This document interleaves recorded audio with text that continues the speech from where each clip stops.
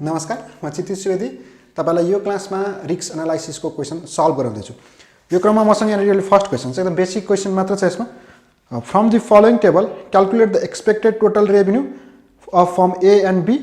Level of risk and suitable firm भनेको छ। एउटा फर्म ए र फर्म बी दिएको छ, अनि रेभेन्यू भनेर त्यो x1 र प्रोबेबिलिटी भनेको त्यसको ह्यापन अनि प्रोबेबिलिटी भनेर दिएको छ। अब यो एक्सपेक्टेड रिटर्न भनेको मिन हो, तर हामीले नर्मली के हुन्छ नि प्रोबेबिलिटी र हामीले एक्सपेक्टेड भ्यालु चाहिँ के गर्छौँ मल्टिप्लाई गर्छौँ भने यसलाई हामी के भन्छौँ, यसको सम भनेकै के हो त पी, प्रोबेबिलिटी अफ ह्यापनिङ अब एक्स भने इन्टु एक्स भयो के, यस्तो टाइपले गर्ने हो। अनि त्यही सट्टा अब level of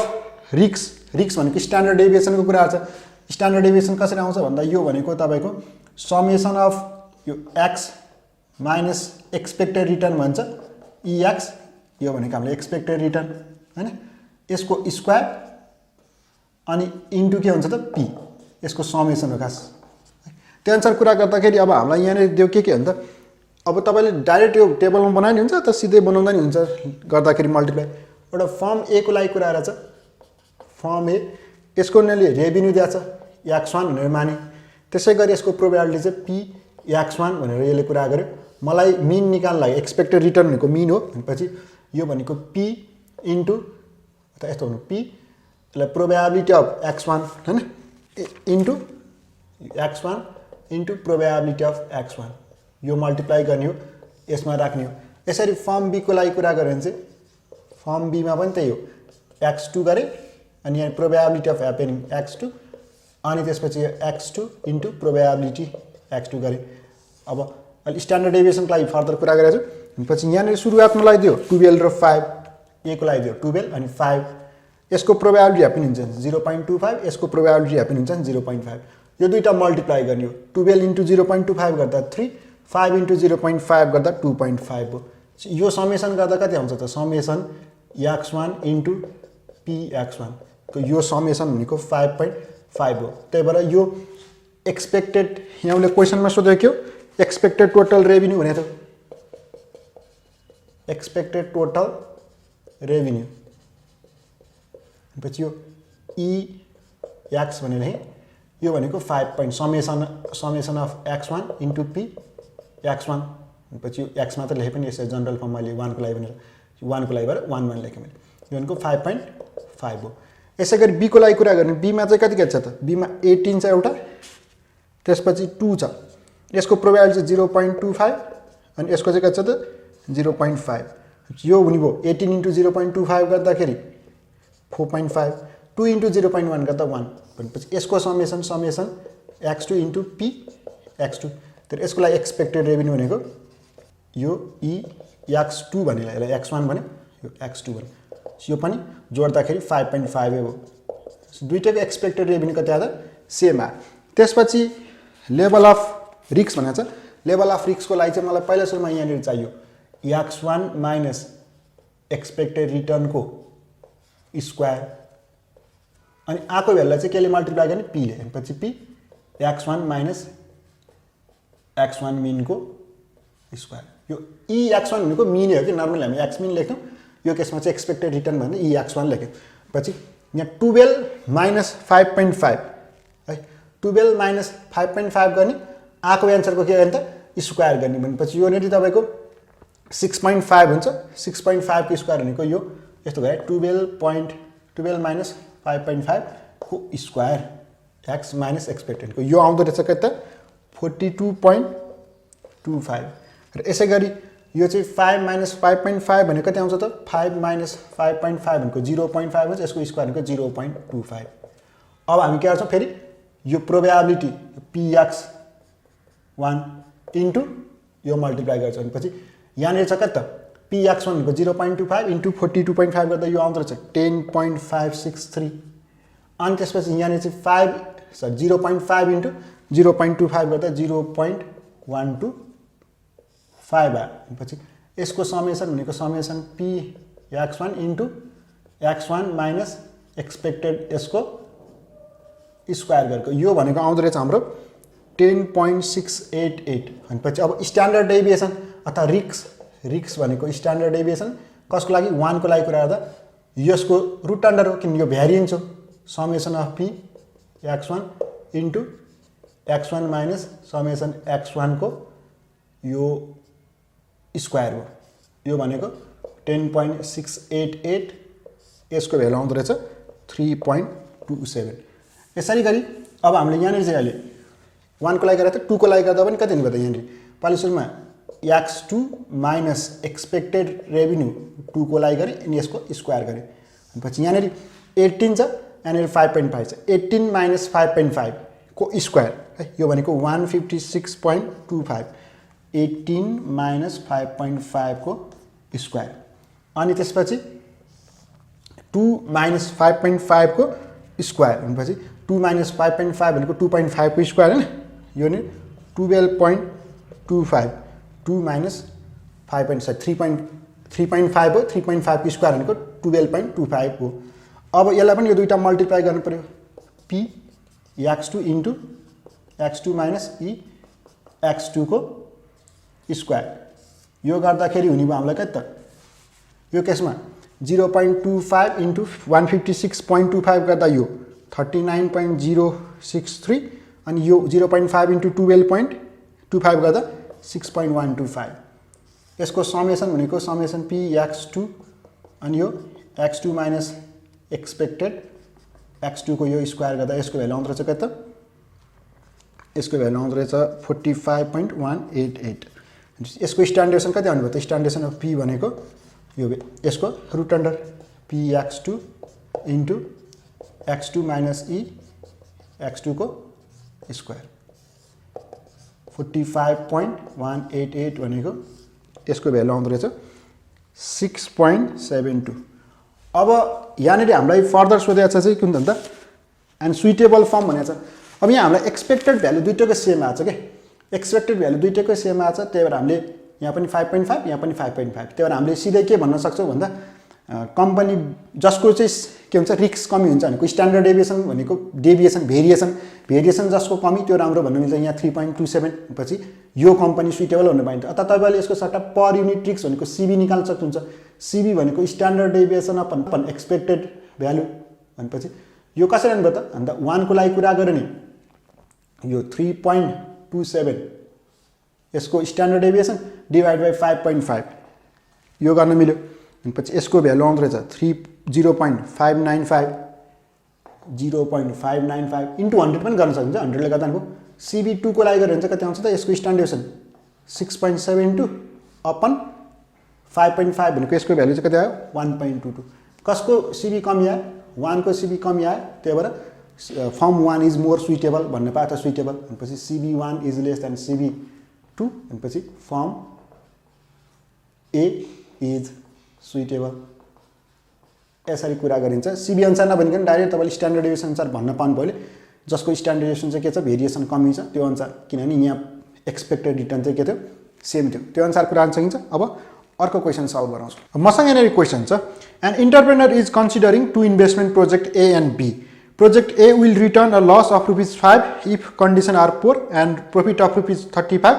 if conditions are good and profit of ₹95 if conditions are excellent. तीनवटा कन्डिसन दियो एउटा पोर भयो भने ₹5 घाटा लाग्छ भने -5 हो हैन त्यसपछि गुड भयो भने 35 र एक्सिलेन्ट भयो भने 95 रे त्यसरी project P will return a loss of ₹15 if conditions are poor and profit of ₹45 if conditions are good and profit of ₹135 if conditions are excellent. The probability distribution and conditions are as follow भनेको कुरालाई फेरि टेबलमा बनाइदिएको छ कि यदि यो टेबलमा नबनाइकन प्रोबेबिलिटी मात्र दिएको भने माथि भ्यालु त भनिसकेको थियो टेबल बनाएको छ कन्डिसनहरु पोर गुड र एक्सिलेन्ट कुरा रहेछ प्रोबेबिलिटी दियो पोर हुने 40% गुडको 50% एक्सिलेन्टको 10% हुन्थ्यो अनि रिटर्न अफ प्रोजेक्ट A -5 35 95 भाइ कन्डिसन भनेको थियो नि त हैन अनि रिटर्न अफ B भनेको -15 45 र 135 जुन ल्याङ्ग्वेजमा भनेको थियो के अरे पोर कन्डिसन हुने 5 को लस हुन्छ त्यसपछि गुड कन्डिसन 35 यसरी कुरा गर्यो। अब क्वेसन सोध्यो calculate the expected value of each project and identify the prefer project and according to this criterion भनेको छ पछि क्याल्कुलेट एक्सपेक्टेड भ्यालु फर्स्टमा एक्सपेक्टेड भ्यालु निकाल्नु पर्ने भनेको मिन हैन एभरेज टाइप हो हामीसँग यहाँनिर कसरी भन्दा अहिले केसमा चाहिँ दुईटैको प्रोबेबिलिटी सेम छ त्यही मैले PP ले रिप्रेजेन्ट गरे हामीले यो भन्दा अघिल्लो क्वेसनमा चाहिँ प्रोबेबिलिटी नि फरक हो त्यही एउटालाई P1 मानेको थियो अर्कोलाई P2 मानेको थियो पछि यहाँनिर कन्डिसन मैले टेबल बनाए कन्डिसन मैले स्ट्यान्डर्ड डेभिएसनसम्म निकाल्नलाई कन्डिसन बनाएको छु। पोर भयो भने -5 हुन्छ अरे, अनि यो 35 हुन्छ अरे, र त्यसपछि चाहिँ कति हुन्छ त 95 हुन्छ भनेर ए को लागि भने। अनि बी को लागि चाहिँ -15 त्यसपछि 45 त्यसपछि 135 भने हो, तीनवटा कन्डिसन अनुसार। अनि पोर कन्डिसन हुने प्रोबेबिलिटी चाहिँ कसरी 40% छ भनेको 0.4 प्रोबेबिलिटीको टर्ममा भन्दा 50% भनेको 0.5 भयो र 10% भनेको 0.1 भयो। त्यसरी यो पनि पोर दुईटैको लागि प्रोबेबिलिटी सेम छ, तर पी मात्र लेखेँ, डिफ्रेन्ट थियो योभन्दा अघिल्लोमा, तर मैले P1 P2 गरेर लेखेको थिएँ। भनेपछि x इन्टु P1 एक्सपेक्टेड भनेको कसरी निस्किनु भयो त, एक्सपेक्टेड भनेको त summation of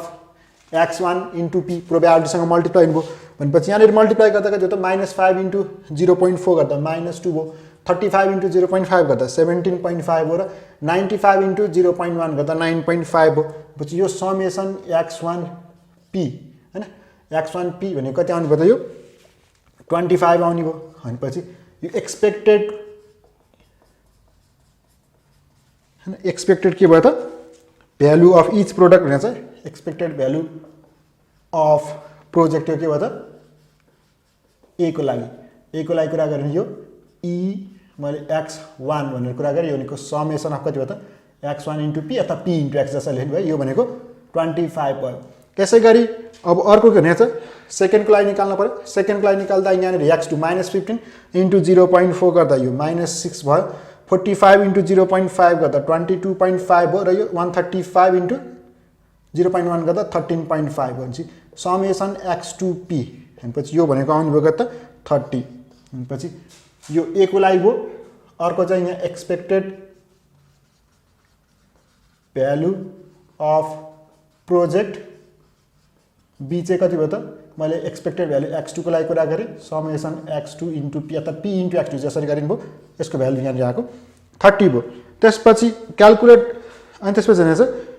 each and identify the prefer project according to this criteria भन्छ। भनेपछि एक्सपेक्टेड प्रफिट अनुसार चाहिँ कुन चाहिँ राम्रो भयो त, भनेपछि एक्सपेक्टेड प्रफिट अनुसार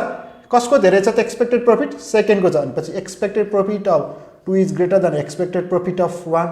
so on the basis of के हो त, on the basis of expected value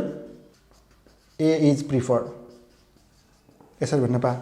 त्यसै गरी सेकेन्डमा चाहिँ के भन्छ, calculate standard deviation of the expected value of each project with highest risk भनेको छ। भनेपछि expected value of each project, expected के त calculate standard deviation of expected value of each. भनेपछि अब स्ट्यान्डर्ड डेभिएसन निकाल्न लागि हामीसँग स्ट्यान्डर्ड डेभिएसन कसरी भयो त, स्ट्यान्डर्ड डेभिएसन यो 1 को लागि कुरा गऱ्यो भने रुट अन्डर भित्र p इन्टु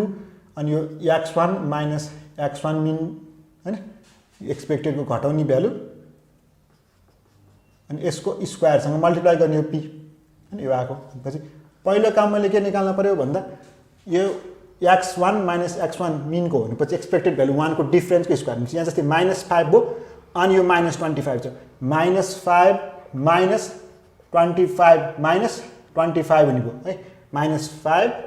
माइनस -25 यसरी हुने भयो नि त है। अब यसको स्क्वायर हो भनेपछि माइनस र माइनस अनि यहाँ सर यो त प्लसमा छ, -5 माइनस 25 को स्क्वायर गर्नु भनेपछि त यो भनेको त -30 भयो, -30 को स्क्वायर भनेको त्यो त प्लसमा 900 भयो। अनि यहाँ 35 माइनस 25 भनेको यो 35 माइनस 25 भनेको कति आउने त यसको स्क्वायर, यो भनेको 100 आउने भयो, यसरी लेखिन्छ के। अनि यहाँ चाहिँ 95 माइनस 25 अनि यसको स्क्वायर गर्दा यो 70 आउँछ, 70 को स्क्वायर भनेको 4900,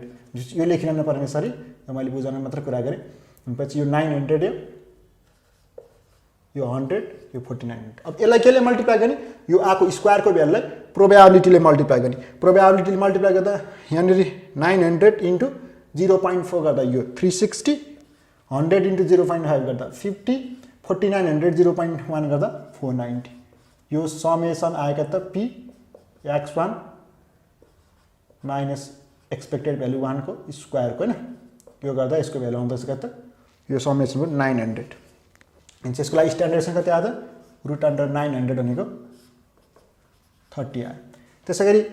बी को लागि गऱ्यो भने चाहिँ स्ट्यान्डर्ड डेभिएसन बी को लागि भने चाहिँ सेकेन्डको लागि गऱ्यो भने कति हुने भयो त, p दुईटैको लागि सेम भयो, x2 माइनस अब यहाँनिर एक्सपेक्टेड रिटर्न 2 को यसको स्क्वायरलाई गरेपछि यसको भ्यालु हुने भयो कति त, अब यहाँनिर 30 थियो 15 माइनसमा छ -15 -30 गर्दा -45 यसको स्क्वायर गर्दा 2025 45 -30 गर्दा 15 15 को स्क्वायर गर्दा 225 135 -30 गर्दाखेरि 105 यसको स्क्वायर गर्दाखेरि 11025 अब इन्टु p ले मल्टिप्लाई गर्ने हो भनेपछि 0.4 इन्टु 2025 गर्दा यसको भ्यालु आउँदछ 810 त्यसै गरी यो 0.5 इन्टु 225 गर्दा 112.5 हो त्यसै 0.1 इन्टु 11025 गर्दाखेरि 1102.5 हो भनेपछि यसमा समेसन कति आयो त p x1 मा x2 भयो नि x2 अनि एक्सपेक्टेड रिटर्न 2 को स्क्वायर सँग गरे भनेपछि यसको भ्यालु चाहिँ आउँदछ 2025 भनेपछि यो रुट अन्डर भित्र 2025 गर्दा यसको भ्यालु आयो 45 भनेपछि अब कसको धेरै भयो त अन्त एक्स यहाँ रिस्क चाहिँ यसमा चाहिँ 30 छ यसमा चाहिँ 45 छ भनेपछि उले यहाँ सेकेन्डमा सोधेको calculate the standard deviation of the expected value of each project with highest risk भन्यो अब यहाँ हाइएस्ट रिस्क भनेको दुईटा आन्सर कम्पेरिजन गर्दा कुनमा त भयो त धेरै अन्त हाइएस्ट रिस्क एउटाको 45 छ भनेपछि सेकेन्डमा भयो अनि त्यसपछि थर्डमा सोधेको थियो थर्डमा चाहिँ हामीलाई सोधेको छ which of the two project should a risk averse entrepreneur हुनेछ which of the two project should a risk कुन चाहिँ लिने भन्ने कुरा गरे भनेपछि अब हामीले रिस्क पर युनिटमा जाउँ एकको लागि कुरा गरे रिस्क पर युनिट भनेको सीबी फर्मुला भयो त standard deviation upon expected return भनेपछि यो 1 को लागि कुरा गर्यो भनेपछि स्ट्यान्डर्ड डेभिएसन 1 को लागि कति भयो त 30 भयो अनि यसको चाहिँ कति भयो त 25 हो यो गर्दा 1.2 आ यसै गरी यो बी को लागि कुरा गर्ने एक्सपेक्टेड भ्यालु कतिले डिभाइड गर्ने हो 2 ले भनेपछि यसको भ्यालु कति थियो त यसको भ्यालु चाहिँ 45 छ 45 अपन स्ट्यान्डर्ड डेभिएसन यसको 25 मिन भयो यसको कति भयो त 30 भयो भनेपछि यो गर्दाखेरि चाहिँ कति आउनु भयो त 1.5 भनेपछि रिस्क पर युनिट कसको कमी भयो त रिस्क पर युनिट यो सी नम्बरको लागि कुरा गर्दा थिए सी नम्बरमा since CB of A is less than CB of B भनेपछि रिस्क एभर्सले कुन चाहिँ लिन पर्यो त एभर्सले चाहिँ रिस्क एभर्स एन्टरप्रेनरको रिस्क नलिन खोज्ने रिस्क सकेसम्म कमी गर्न खोज्ने भनेपछि सो